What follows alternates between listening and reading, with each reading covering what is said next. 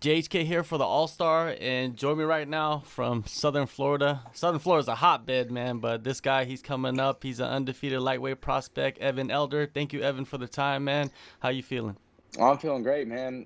Cloud nine after the last finish, this past weekend, and or I guess the weekend before.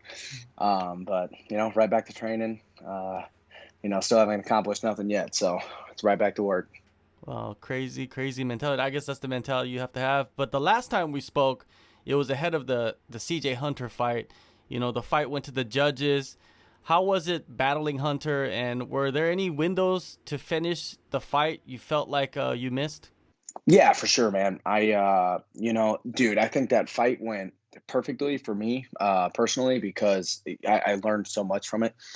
Um, I think about literally 20 seconds in, even going into the fight, I was like, I just from what I was seeing from tape and stuff, I was like, I think I'm going to catch him with a left hook. About 20 seconds in, I dropped him with the left hook, and I seen his eyes roll back, and I was like, oh, it's over. I was like, jumped on him real crazy, trying to finish him. And him being freaking tough veteran that he is, he survived. And then actually at about 40 seconds in, he had me in a knee bar. And, I got out of that and he transitioned to a heel hook. And I was able to kick out, and we scrambled back up to the feet. So we're, a minute in, we just hit a dead sprint at the whole beginning of the fight. And, so it forced me to fight a little bit more tired at a frantic pace. So I wasn't thinking as clearly. I thought I had him finished and I was going to get him out right away. And, and there's just a bunch of other stuff, a bunch of adversity. I learned a ton from the fight, man. Just little stuff like should have been on my kicks more. I stopped throwing my kicks because I was worried about him taking me down. I was trying to just keep the fight standing because I knew the only chance he had was on, catching me with some crazy submission.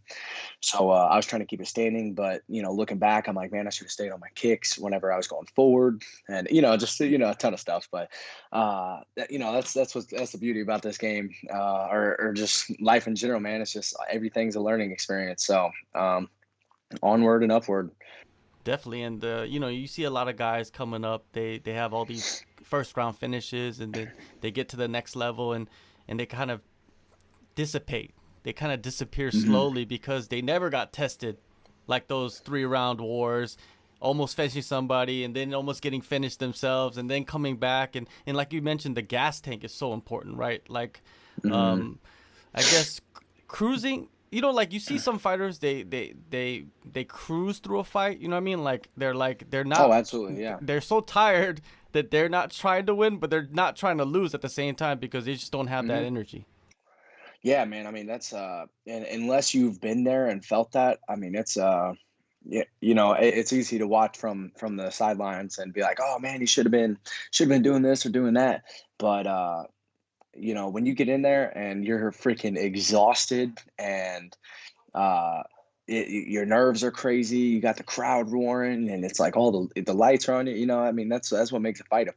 And uh, that's why a lot of people, some people shine in the gym and can't really bring that to the cage because it's a whole different animal, man. It's um, there's a great speech by Teddy Roosevelt, I believe, and um, it's called The Man in the Arena, and he's talking about how the guy, people, the guy in the arena, the one, for our instance is the cage, that he gets criticized very often, win or lose, whatever. But whether you win or lose, you're the one in there, and that kind of deserve the credit for stepping in and taking the chance. And I think that until you've been in those positions yourself, man, it's hard to understand what somebody's going through. So like when you see somebody, quote unquote, cruising through the fight, I'm sure that dude probably trained and got ready and was he wasn't planning on cruising through the fight, but something crazy happened, and it's tough in there, dude.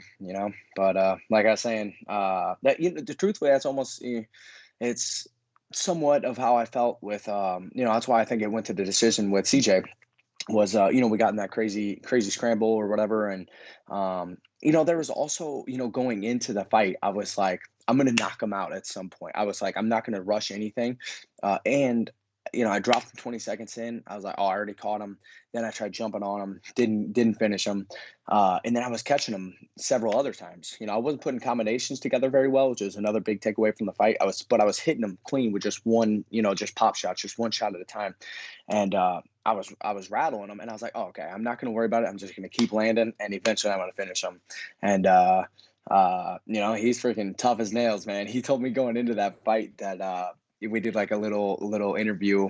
We were both there for the interview, and the guy doing the interview, Jeremy Johnson, he was like, ask CJ if he thinks there's anything that I'm not going to be expecting about him. And he was like, I'm going to be a lot tougher than he's thinking. And I was like, all right, man, we're going to see, because I'm going to test it. And dude, I give him props. He was a lot tougher than I thought. It was a great fight, though, man. It was a great one for the experience. And he's a tough dude. Glad to have shared the cage with him. And like I said, onward and upward. Definitely, and it was onward and upward. The next fight, which was a couple weekends ago at Shamrock 331, you did get that 20-second finish, but with the head kick. Yeah. Was there something you saw ahead of the fight that allowed you to seek that quick finish? Oh yeah. Yeah, absolutely. Sorry, I forgot. It's dark back here. That's why I'm leaning in. The lighting is not ideal. I got the light right behind me and above me, so I got to lean in real close. Yeah, actually going into the fight, that's exactly what I saw. Was like, it's crazy. I've never had a fight go exactly how I expected it. I seen that he would duck his head, kind of a little more boxing style. It would duck or slip to the outside to my lead leg a lot. And it's usually pretty safe because it's a lot safer than ducking to the open side, the power side, where my rear leg would have been. But he was ducking to the lead side. But that's one of my favorite weapons is my lead leg roundhouse. So I was like, oh, wow. I thought I was going to start catching him with jabs, and he was going to start slipping to the outside of my jab. And that's when he would set up the head kick. And I think I hit him with the head kick. I actually just kind of slapped him with my foot, and it knocked his mouthpiece out, and he picked his mouthpiece up. And I picked my leg up to fake the kick. He bit on it, and I threw like a long, kind of like a slappy hook cross, and he leaned back out of the way. And then he tried doing that same duck I was talking about. He ducked to the side, and the lead leg head kick just came right up. So yeah, man, it was it was awesome to get a good finish. And something from the CJ fight again, dude, seriously, man, I feel like it's been a really good last couple fights for me. I went the distance. Other than this last fight, I finished him 20 seconds in the first round, and then my previous two fights went the distance. And it's true, I got a lot of cage time and experience, and just a lot to learn from those fights. And I definitely did learn a lot, but more than anything, I got to work on just my mindset. It's probably cliche and sounds dumb because you hear it all the time. Everybody tells you fighting is more mental than anything, as far as, because like I was saying, that you got people that shine in the gym and they can't quite bring it to the cage. And that's 100% because of the mental aspect of it. It's nerve wracking.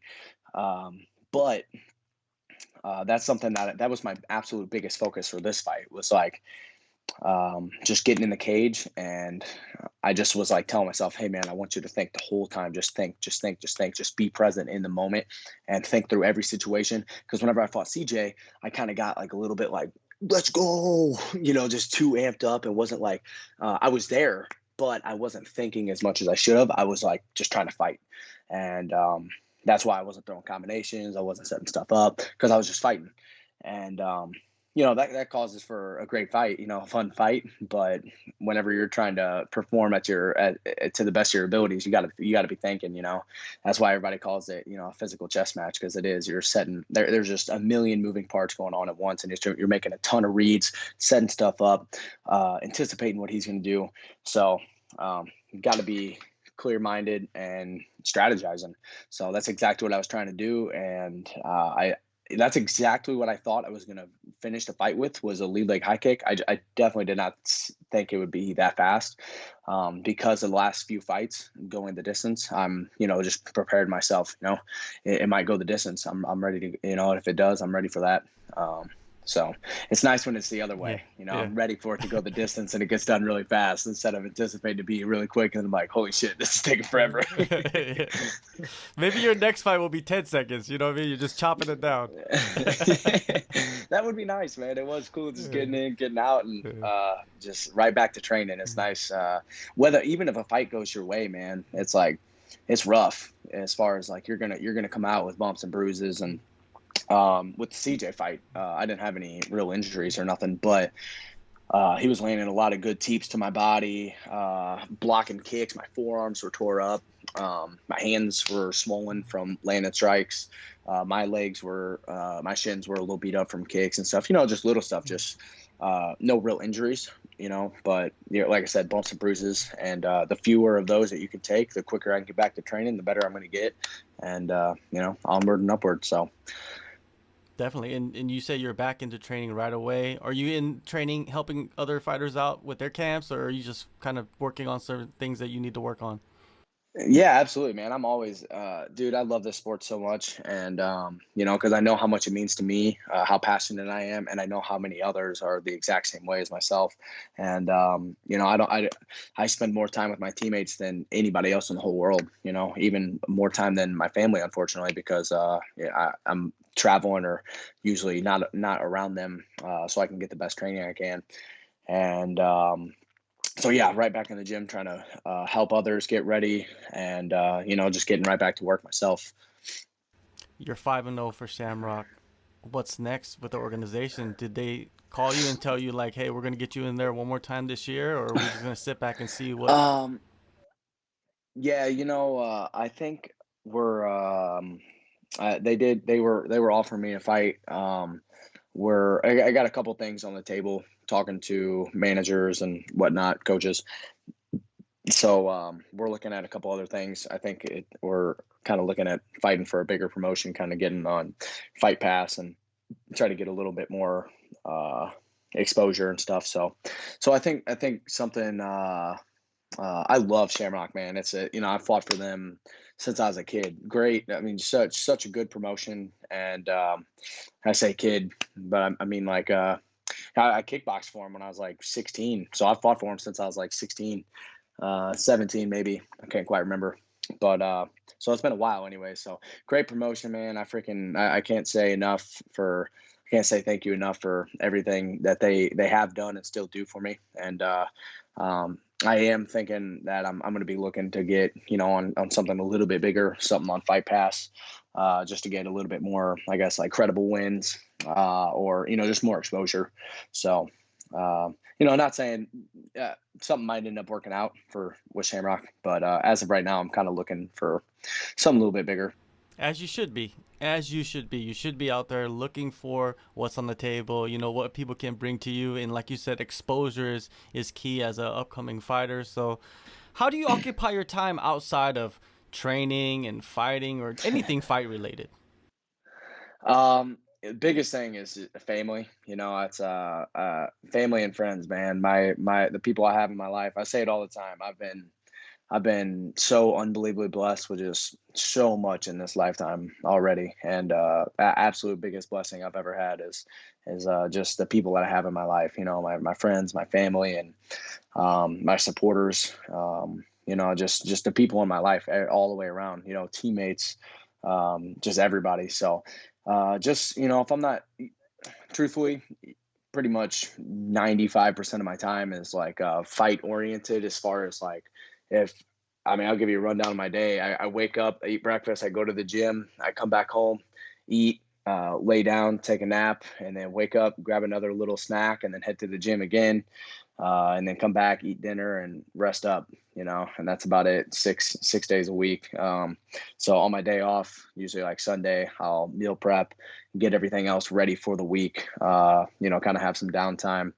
But yeah, man, if at all possible, if I'm around, my family is like that's my main priority whenever I have downtime. Just go make sure I'm getting to hang out with them and spend time with them, and same thing with my friends and everybody. You know, the people that mean a lot to me in my life. I'll try to spend as much time with them as I can. And unfortunately, you know, this is a very demanding sport and requires a lot of your time and effort. So I don't get to spend as much time as I would like, but you know, it's part of the sacrifices. And but you know, I think most of them understand and know what I'm doing. So it's I truly believe what I'm doing is for a much bigger purpose. It's not just, you know, so whenever I'm succeeding, there's gonna be a lot more people reaping the benefits as well, because I got a lot of people to pay back. They've just helped me and supported me my whole life, and you know, I really do this for you know, not just myself, but everybody that's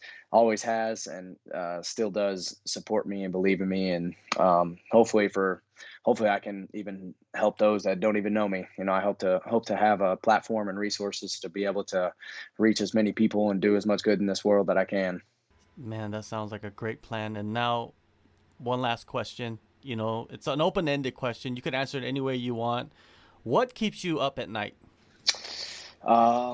Too much caffeine during the day. You know, just like, what keeps me up at night, dude? Freaking fear of not doing enough. You know, I usually, truthfully, I'm a really good sleeper. I do a lot, try to do quite a bit during the day. I sleep pretty well, but as far as, you know, the like you said, like the question of like what keeps me up, meaning most likely, I assume you mean like, you know, what's on my mind that would, you know, kind of keep me from sleeping.